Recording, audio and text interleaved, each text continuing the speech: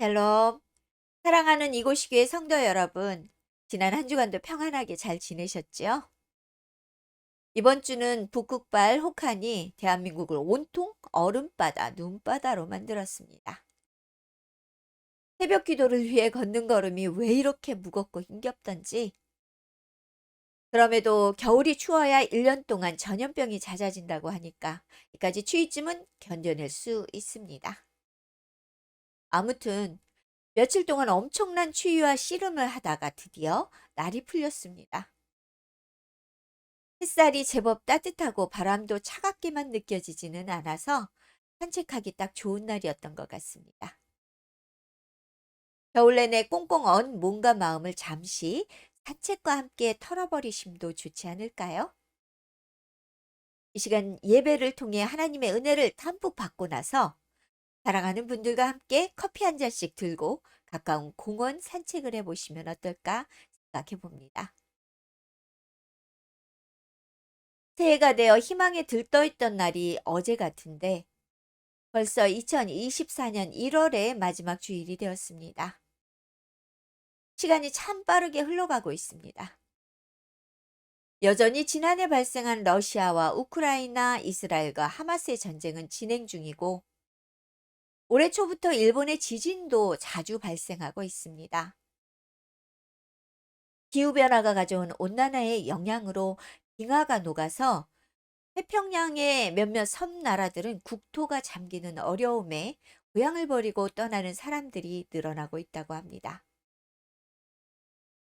사실 이러한 기후변화에 대해서는 1970년대 시작된 그린피스와 WWF 같은 환경단체들이 그 위험성을 경고해 왔지만 기업의 유익을 중시하는 현대사회의 외면과 무관심으로 지구는 돌이키기 어려운 상황을 마주하게 되었습니다. 커다란 우박이 떨어지고 극지방의 기온이 영상으로 돌아선 지는 오래고요. 온난화로 인해 지구의 온도가 약 2도 이상 올라가고 있다고 합니다. 그럼에도 환경을 위한 방지책이라고 내놓은 다양한 정책들은 그저 눈속임, 눈가림에 불과한 경우가 많습니다. 기후변화와 치명적인 역습에 고통받고 있는 인간들이 역설적이게도 여전히 이 위험을 인정하거나 환경 개선을 위한 적극적인 동참을 하지 않는 것으로 나타납니다. 눈앞에 태풍이 닥치지 않는 한 인간들의 태도는 결코 변하지 않을 것 같습니다. 자녀를 낳아 키운 경험이 있는 분들이 있을 겁니다. 꼭 자녀를 낳아보지 않았어도 주변에서 아기들이 성장하는 모습을 지켜본 분들이 많이 있지요. 저도 자녀가 셋이나 있어서 자녀를 낳고 성장하는 모든 과정을 너무 생생하게 잘 알고 있습니다. 처음 임신 사실을 알았을 때 태중의 아기의 안전이 가장 염려스러웠습니다. 매달 찾아가던 산부인과 주치의가 아기 잘 자라고 있어요 라고 말하면 그제서야 안도의 한숨을 내쉬곤 했습니다. 첫 아기가 세상에 태어난 날 저는 제 아기가 다른 사람의 아기와 바뀐 거라고 생각을 했었습니다. 벌건 얼굴을 한 아기의 모습은 내가 상상해왔던 모습이 아니었기 때문입니다. 그러나 사흘 후 아기의 모습은 놀랍게도 나와 쏙 닮은 예쁜 미소를 지는 나의 아기였습니다. 그 사이 아기가 잘 태어났고 얼굴도 예뻐졌으니 이제 염려할 필요는 없을 거야 라고 생각을 했지요. 그 시간은 무사한 결말이 아닌 육아전쟁의 시작이었다는 것을 조금 시간이 흐른 후에 알았습니다. 아이를 키우는 과정은 매 순간마다 놀람과 염려의 연속이었습니다. 햇살, 바람, 흙, 먼지, 벌레, 질병, 그리고 기저귀와 수유, 아기 재우기 등 끝없이 몰아치는 전쟁 같은 육아의 시간과 염려의 시간이었습니다. 가장 문제는 이 아기는 자신의 모든 어려움을 오직 저에게만 의탁하고 있는 것이었습니다. 아마도 아기에게 가장 신뢰하고 의지할 만하다고 믿어지는 사람이 저였던 까닭이었습니다.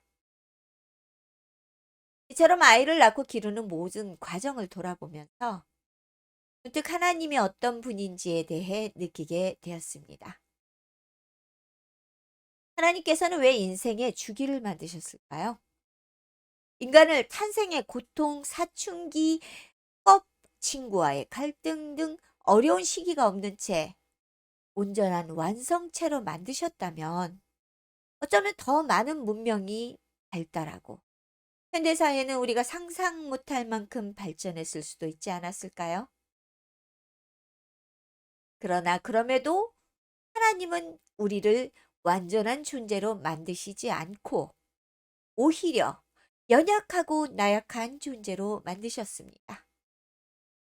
그래서 우리 스스로는 온전히 설 수 없는, 그래서 하나님께 의존할 수밖에 없는 그런 존재로 만드셨던 거죠.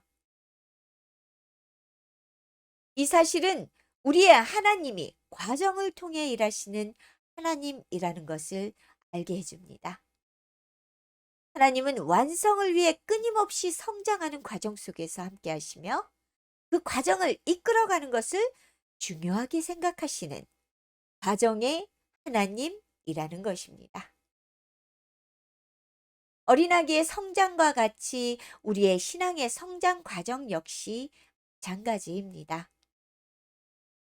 우리가 처음 하나님을 느끼고 예수님에 대한 신앙을 고백하는 그 순간, 우리는 새로운 탄생의 변화를 경험하게 됩니다. 신앙의 여정이 시작되는 것입니다. 오늘 본문인 골로새서 2장 6절에서 7절은 우리의 출발에 대해 이렇게 이야기하고 있습니다. 그러므로 너희가 그리스도 예수를 주로 받았으니 그 안에서 행하되 그 안에 뿌리를 박으며 세움을 받아 교훈을 받은 대로 믿음에 굳게 서서 감사함을 넘치게 하라. 우리가 예수님을 구주로 받아들인 순간 시작된 신앙의 여정은 우리가 예수님 안에 머물러 그분과 함께 살아가는 과정을 통해 믿음의 뿌리가 내려지고 신앙의 토대가 굳어지며 예수님을 닮아가는 삶을 살아갈 수 있게 된다고 말을 하고 있는 겁니다. 이 과정은 정말 긴 여정이 됩니다. 그래서 때로는 우리가 원하는 만큼 믿음이 성장하지 못하거나 우리의 삶이 변화되지 못하는 것을 느끼고 좌절하게 되는 일도 발생합니다. 우리의 생각에는 우리가 빨리 성장해야 하나님의 일에 더 유용하게 사용될 것만 같습니다. 우리가 가진 약점이나 실패로 인해 좌절하게 되기도 하는데 우리가 만약 약점도 없고 실패도 없는 존재라면 하나님의 일을 하기에 더 적합할 것 같다는 생각을 하게 됩니다. 그런데 하나님은 우리의 생각과 참 많이 다른 것 같습니다. 그분은 우리를 고치고 바로잡는 일에 관한 특별한 시간표를 가지고 계시는 분이거든요. 그것은 마치 배가 고프거나 기저귀를 갈아달라고 저를 보며 눈물로 호소하던 우리 아기가 엄마로부터 공급받는 편의를 통해서 무럭무럭 성장하는 것처럼 우리의 약점이나 실패를 통해 하나님께서 공급하시는 은혜로 우리의 믿음이 성장하게 된다는 말입니다. 하나님은 이처럼 우리가 하나님께 온전히 의지하는 가운데 우리의 믿음이 성장하고 하나님께서 원하시는 신앙인의 모습으로 자라나기를 기대하십니다. 엄마가 아기를 돌보며 잘 자라주기를 바라는 마음처럼 말입니다. 이 모든 것은 하나님의 시간표 안에 담겨진 과정으로 이 과정은 우리와 하나님과의 관계가 현재 진행형이라고 말해주고 있습니다. 그것은 성장과 변화의 과정이며 후용과 배려와 채움의 과정이며 우리가 하나님의 목소리에 귀를 기울이며 그분이 정한 모습으로 살아가게 만드는 과정입니다. 하나님의 사랑으로 계획된 이 관계는 우리의 남은 모든 신앙의 여정 가운데 앞으로도 지속적으로 이루어질 과정이 될 것입니다. 우리들은 자주 예수님을 따른다, 예수님을 닮아간다라는 말을 신앙의 성장에 비유하곤 합니다.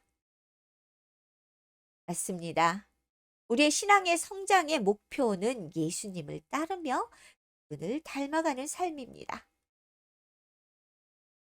우리가 살아가는 모든 날 동안 예수님을 따르며 그분을 닮기 위한 노력의 과정은 지금도 진행 중이며 계속해서 변화되는 새로운 경험이 될 것. 우리가 이러한 사실을 인정하고 깨닫고 받아들이는 순간 우리는 하나님이 원하시는 모습으로 변화되는 과정을 걸어가게 될 것이며 이 변화는 우리에게 가장 큰 기쁨이 되어줄 것입니다. 우리가 살아가면서 반복적으로 실수를 저지르거나 죄라고 생각하면서도 스스로 그 죄에서 벗어나지 못하는 어려운 문제들을 만나는 경우가 종종 있습니다. 그래서 어떤 이들은 자신이 겪고 있는 이 실패가 하나님의 형벌이라고 생각하는 경우도 있습니다. 하지만 여러분, 실패로 인해 겪는 여러분의 고통은 우리에게 변화의 가능성을 깨닫게 해주는 하나님의 선물입니다. 인간은 실패로 겪은 고통을 통해서 자신의 잘못된 부분에 대해 인식하게 될 것이고, 그것을 고치려 하는 변화에 대한 욕구가 생길 수 있기 때문입니다. 예를 들어서 당신에게 오래전에 자신을 괴롭히고 해를 끼쳤던 사람이 있었는데 예수님을 인격적으로 만난 후 그 사람을 용서했습니다. 그런데 어느 날 그가 용서한 그 사람이 복권이 당첨되어 엄청난 부자가 되었다는 소식을 듣게 됩니다. 이제는 그 소식을 듣자 당신의 마음이 편하지 않다는 것을 느끼게 됩니다. 분명 그 사람을 용서했다고 생각했었지만 당신의 깊은 내면에 그 사람에 대한 분노가 여전히 남아있는 것을 깨닫게 됩니다.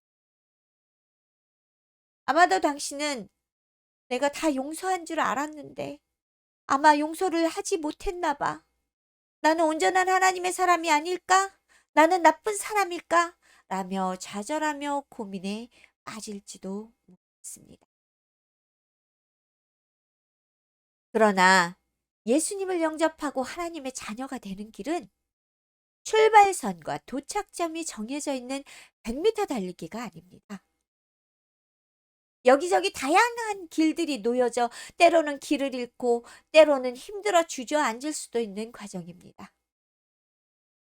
당신의 그 마음에 여전히 그 사람에 대한 분노가 남아있다고 해서 당신과 하나님과의 관계가 이어지는 이 여정이 그 자리에서 끝나지는 않습니다.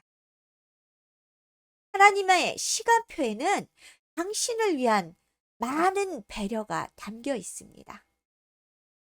그것은 당신이 예수님을 따르며 걸어가는 믿음의 여정 가운데 때론 넘어질 수도, 때론 주저앉아 있을 수도 있지만 하나님은 당신을 충분히 오래 기다려 주신다는 것입니다. 때로 우리들은 하나님의 구원을 마치 하나의 사건처럼 인식해서 자신이 저지른 잘못을 통해 이 구원이 실패했다고 생각할 수도 있습니다. 그러나 구원의 사건, 그것은 하나님의 계획표 안에 있는 믿음의 또 다른 여정이며 당신의 변화를 위해 하나님께서 준비한 하나의 과정입니다. 성경은 과거, 현재, 미래라는 세 가지 시제를 모두 사용해서 구원에 대해 이렇게 말을 해주고 있습니다. 우리가 믿음으로 주님께 고백했을 때 우리는 구원을 받았습니다. 예배소서 2장 8절을 보십시오. 너희는 그 은혜에 의하여 믿음으로 말미암아 구원을 받았으니 이것은 너희에게서 난 것이 아니요 하나님의 선물이라. 본문에 받았으니에 해당하는 헬라어 세소스는 완료형 수동태로 사용이 됐습니다. 이 말은 하나님에 의해 이미 완성된 구원이 당신에게 선물로 주어졌고 당신은 그것을 이미 받았다라는 말이 됩니다. 또한 고린도전서 1장 18절에는 다음과 같이 기록이 되어 있습니다. 십자가의 도가 멸망하는 자들에게는 미련한 것이요 구원을 받는 우리에게는 하나님의 능력이라. 이 본문의 받는에 해당하는 헬라어 소조는 현재 진행형 수동태로 사용된 것을 볼 수 있습니다. 이는 구원의 변화하는 과정에 있으며 성장하는 과정, 또 깊이가 생기는 과정에 있는 현재의 모습이라는 말씀입니다. 무엇보다 구원은 미래형입니다. 베드로전서 1장 5절에서 예비하신 구원을 우리가 얻게 하기 위해 하나님께서 우리를 그의 크신 능력으로 보호하고 계신다고 말씀하십니다. 너희는 말세에 나타내기로 예비하신 구원을 얻기 위하여 믿음으로 말미암아 하나님의 능력으로 보호하심을 받았느니라. 성경은 우리가 구원을 받았고 구원을 받는 중이고 구원을 받을 것이라고 명확하게 말씀합니다. 우리가 살아갈 모든 날 동안 구원을 받게 될 것이라는 말씀이며 하나님께서 구원을 베푸시기 위해 우리와 함께 영원히 동행하시겠다는 말씀을 하시는 겁니다. 우리는 예수 그리스도의 희생을 통해 용서를 받아 이미 구원이라는 큰 목적지에 도착했지만 우리가 받은 구원은 하나님의 시간표에 따라 믿음의 깊은 성장을 향해 지속적으로 이루어질 것이라는 말입니다. 왜냐하면 우리는 매일 변하고 바뀌고 있는 연약한 존재이기 때문입니다. 우리의 연약함으로 인해 수많은 날 동안 여전히 죄 가운데 부끄러운 실패를 또한 경험하게 될 것이기 때문입니다. 그래서 우리를 향한 하나님의 용서하심과 구원의 사역은 지속적으로 우리 안에서 반복적으로 이루어져야 합니다. 이 과정은 예수님과 만나는 날까지, 예수님께서 우리를 자신의 모습과 같이 만드실 때까지 끝나지 않을 것입니다. 예수 그리스도께서 약속대로 다시 오실 그날까지 우리의 구원은 하나님의 계획표를 따라서 계속해서 성장하고 온전함에 이르기까지 지속될 것이라고 성경은 오늘 말씀해주고 계십니다. 그것이 하나님 나라의 백성들이 이루어가야 할 평화의 모습입니다. 우리는 예수를 구주로 받아 영접함으로 하나님의 자녀여 예수 그리스도를 본받아 그의 길을 따르는 제자가 되었습니다. 예수를 영접하여 구원의 자리에 서게 된 것입니다. 그러나 우리의 육신과 믿음은 여전히 연약하므로 우리는 죄의 굴레에 갇혀 스스로는 벗어날 수 없는 절망적인 상태로 자주 돌아가게 됩니다. 아무리 발버둥 쳐도 벗어날 수 없는 문제들이 우리의 삶을 여전히 짓누르고 있습니다. 오랫동안 죄 가운데 빠져 벗어날 힘조차 사라진 우리들은 때론 좌절에 빠지곤 합니다.